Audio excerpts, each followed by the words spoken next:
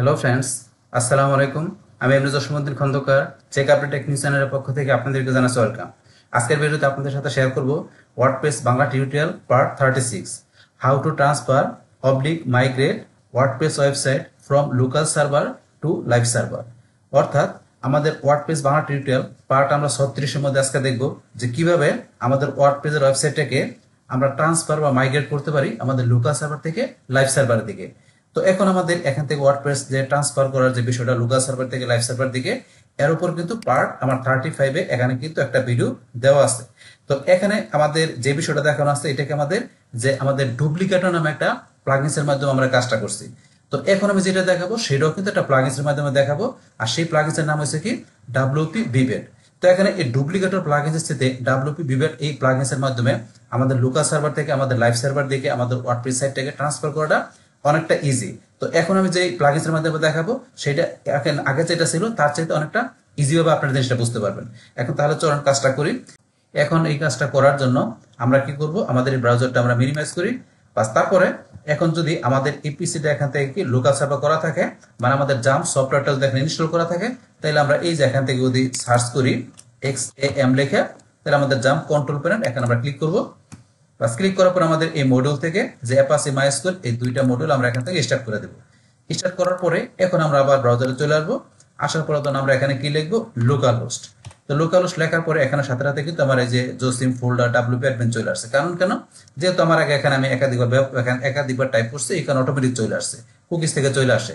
তো আপনার যদি না আসে তাহলে আপনি লোকাল হোস্টের উপরে স্ল্যাশ দিয়ে আপনার যে কি আপনি জাম ফোল্ডারে htdocs এর ভিতরে আপনি যে ফোল্ডারের মধ্যে ওয়ার্ডপ্রেসের ফাইলগুলো রাখছেন, মানে আপনার ওয়ার্ডপ্রেসে সেটআপ করছেন, আপনি সেই ফোল্ডারের নামটা লিখবেন। তো আমার ফোল্ডার নাম জসিম, তারপরে স্ল্যাশ দিয়ে WP অ্যাডমিন বা শুধু অ্যাডমিন বা wp-login.php, বাস তিনটার যে কোনো একটা লিখে আপনি এন্টার প্রেস করবেন।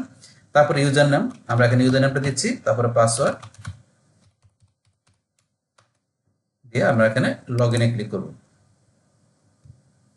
বাস আমরা এখানে ওয়ার্ডপ্রেসের ড্যাশবোর্ডে চলে আসলাম। বাস এখন এই যে আমাদের এখানে লোকাল হোস্টে আমাদের এই লোকাল এখানে সার্ভারের মধ্যে আমাদের যে এখানে বর্তমানে ওয়ার্ডপ্রেসের সাইটটা করা আছে, তো সেটা আমরা দেখার জন্য আমরা যদি এই যে এখান থেকে ভিজিট সাইটে যাই, তো ভিজিট সাইটে আমরা নতুন ট্যাব ওপেন করি সাইটটা, তাহলে আমাদের এই যে এখানে এই সাইটটা কিন্তু করা আছে। তো আমরা এখানে একটা ডেমো সাইট আমি করে রাখছি জাস্ট আপনাদের কাজটা দেখানোর জন্য।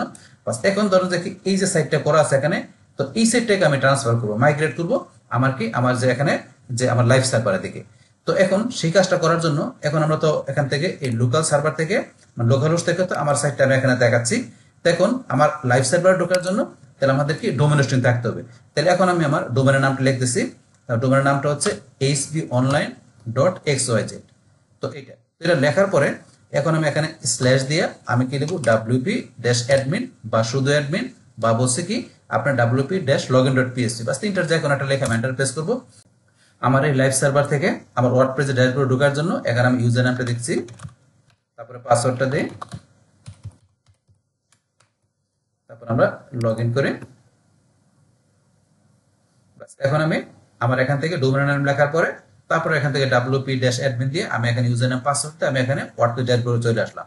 বাস এখন আমার এখান থেকে আমি দেখি যে আমার এখানে কি সাইটটা করা আছে। আমি যদি এখান থেকে ভিজিট সাইটে যাই, তো ভিজিট সাইটে যাওয়ার পরে এখন কিন্তু আমার এখানে এরকম একটা সাইট করা আছে। আর এটা কি আমি যখন ওয়ার্ডপ্রেসটা আমি ইনস্টল করছি তখন ডিফল্ট যে সাইটটা আমার আছে সেই সাইটটা কিন্তু এখানে চলে আসছে। এখানে কোনো সাইট আমার করা নাই, ওয়ার্ডপ্রেস ইনস্টল দেওয়ার পরে যেটা আসছে সেই এখানে ডিফল্ট এখানে থিম দিয়ে আমার কিন্তু সাইটটা এইভাবে চলে আসছে। কিন্তু আর এখানে এই যে আমার এই লোকাল হোস্ট থেকে আমি যেখানে ঢুকছি এটার মধ্যে সাইটটা কিন্তু আমার এখানে কিছু কাজ করা আছে।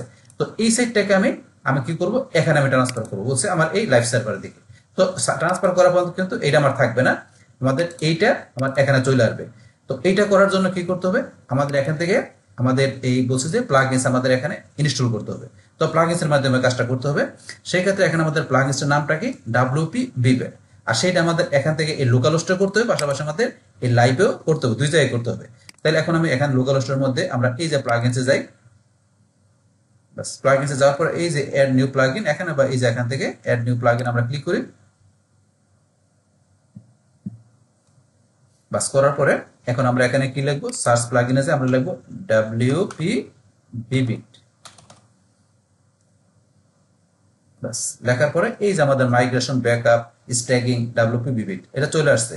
তো এখান থেকে আমরা মাইগ্রেশনের পাশাপাশি যেগুলো আমরা ব্যাকআপ নিতে পারি, তারপর আমরা স্ট্যাগিং তো আর অন্যান্য বিষয়ে কাজ করতে পারি আমরা এই প্লাগইনস এর মাধ্যমে। তো এখান থেকে এটা আমরা এখান থেকে ধরুন আপনার চাইলে মোর ডিটেলস পাশাপাশি এখানে ক্লিক করে আর ডিটেলস বেশিগুলো দেখে নিতে পারেন।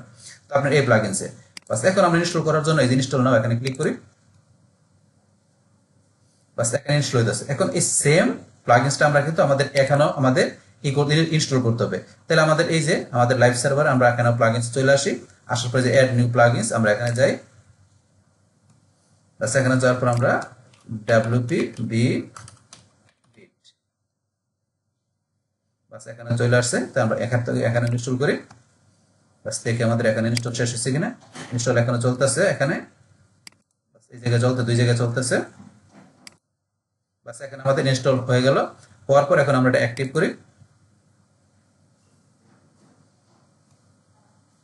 বাস আমাদের লোকাল হোস্টের উপরে আমাদের কি হয়ে গেছে, এটা অ্যাক্টিভ করে ফেললাম ইনস্টল করার পর। এখন আমরা দেখি এখানে আমাদের যে লাইভ সার্ভার থেকে এটা আমার ইনস্টল হয়ে গেল। এখন আমি এখান থেকে অ্যাক্টিভ করে দিচ্ছি। ব্যাস আমার দুই জায়গার মধ্যে মানে আমার এখানে এই যে আমাদের এখান থেকে লাইভ সার্ভারের মধ্যে আমার এখানে প্লাগইনসটা আমাদের ইনস্টল অ্যাক্টিভ করলাম, পাশাপাশি আমার লোকাল হোস্টের মধ্যে আমি ইনস্টল অ্যাক্টিভ করলাম। বাস এখন এখান থেকে আমার এই লোকাল হোস্ট থেকে যেহেতু আমি এখানে ট্রান্সফার করবো, তাই লোকাল হোস্টের মধ্যে এখানে আমাকে কি করতে হবে, এখানে আমাকে ব্যাকআপ নিতে হবে। তাহলে ব্যাকআপ নেওয়ার জন্য এই যে এখান থেকে যে ব্যাকআপের এই যে ডাটাবেস, আমাদের কোন বিষয়গুলো ব্যাকআপ নিতে হয়, আমাদের এখানে দুইটা বিষয়। তো একটা হচ্ছে আমাদের এই ওয়ার্ডপ্রেসের আমাদের সাইডের যে ফাইলগুলো আছে সেই ফাইলের ব্যাকআপ, পাশাপাশি আমাদের ডাটাবেসের ব্যাকআপ, এই দুইটা ব্যাকআপ নিতে হয়। আর এটা নেওয়ার জন্য এই যে এখানে ডাটাবেস প্লাস ফাইলস, এই যে ওয়ার্ডপ্রেস ফাইলস, এই যে দুইটা ডাটাবেস প্লাস ফাইলস। তো এই যে প্রথম যেটা আছে এটা আমাদের সিলেক্ট করা সেটা থাকবে। তারপর আমরা এখান থেকে ব্যাকআপ নাও, আমরা এই যে এখানে ব্যাকআপ নাও ক্লিক করব।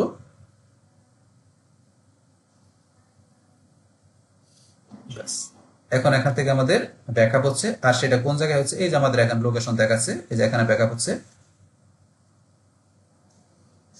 একটু সময় নিচ্ছে।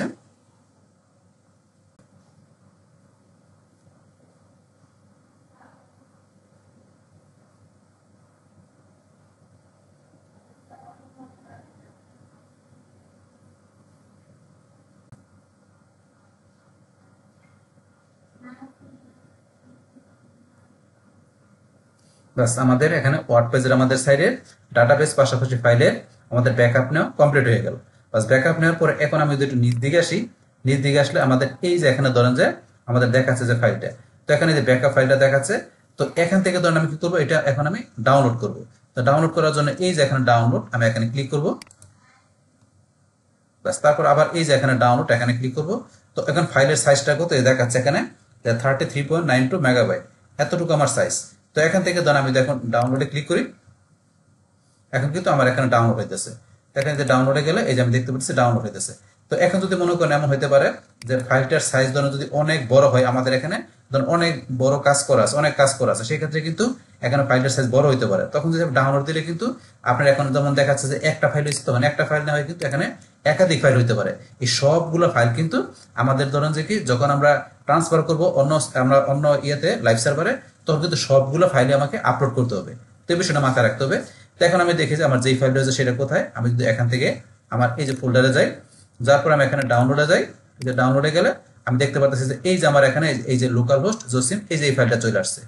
তো এই ফাইলটা কিন্তু চলে আসছে, এই যে ডাব্লিউপি বিবিট, এই দেখেন লেখা আছে ডাব্লিউপি বিবিট, এই ফাইলটা এটা আমাকে এখানে ডাউনলোড হয়েছে। বাস এখন ধরেন আমি আমার এখান থেকে আবার ব্রাউজারে চলে আসি। আসার পরে তো আমার এখানকার কাজ কিন্তু হয়ে গেল আমার এখান থেকে লোকাল হোস্ট থেকে। এখন আমরা চলে আসবো কোথায়, আমাদের এই যে এখানে আমাদের লাইভ সার্ভারে চলে আসবো। আমাদের এই ওয়েবসাইটে লাইভ সার্ভার চলে আসলাম। আসার পরে এখন এখান থেকে আমাদের কি কাজ করতে হবে, এখান থেকে আমরা এই যে একটু নিচ দিকে আসবো, নিচ দিকে আসবো, আর নিচ দিকে আসার পরে আমাদের এই যে এখানে আমাদের আপলোডের অপশন। এখন আমরা আপলোডে যাব। আপলোডে যাওয়ার পরে এখন ধরুন আমি যদি আরো নিচ দিকে আসি, নিচ দিকে আসার পরে এই যে আমাকে এখানে আপলোডের মধ্যে আমি ড্রপ ফাইলস এটার মাধ্যমে আছে কি আমি এটা এই যে টানটা ধরে নিয়ে এসে আমি এখানে ড্রাগ করে ড্রপ করতে পারি, অথবা আমি সিলেক্ট ফাইলে যে আমি ফাইলটা সিলেক্ট করতে পারি। আমি ডাউনলোডে গেলাম, যার পর আমার ফাইল কোনটা, এই যে এখান থেকে ফাইল লোকাল জসিম ডাব্লিউপি বিবিট, এই যে ফাইলটা আমি এটা সিলেক্ট করে দিয়ে ওপেনে ক্লিক করব। বাস এখন এখান থেকে আমার পরে কি করতে হবে, এই যে আপলোড আবার ক্লিক করতে হবে, আপলোডে ক্লিক করি। বাস আমার ডাউনলোড কিন্তু ফাইলটা এখন আমার লাইভ সার্ভার দিকে আমি কি করতেছি, আপলোড করতেছি।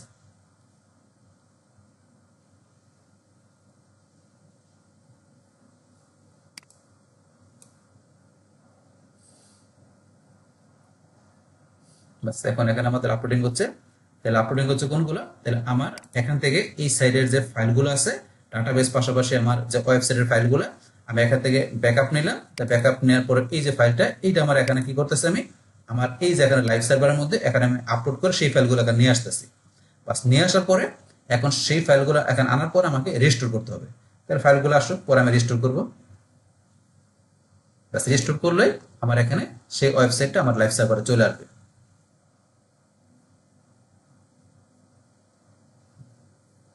আমাদের প্রায় শেষ পর্যায়ে চলে আসছে। আমাদের এখানে 100% আপলোডিং হয়ে গেল। আপলোড হ্যাজ কমপ্লিটেড, ওকেতে ক্লিক করি। বাস নিচ দিকে আসি, আসার পরে এই যে আমাদের এখানে ফাইলটা আমাদের এখানে চলে আসছে। তাহলে আমাদের এটা আপলোড হয়ে এখানে চলে আসলো। এখন আমরা এখান থেকে কি করতে হবে, রিস্টোর করতে হবে। রিস্টোর করার জন্য এই যে এখানে রিস্টোর আমরা এখানে ক্লিক করব। বাস তারপর আবার এই যে আমাদের এখানে রিস্টোর বাটন আবার আমাদের ক্লিক করতে হবে। বাস তারপর ওকেতে ক্লিক করব।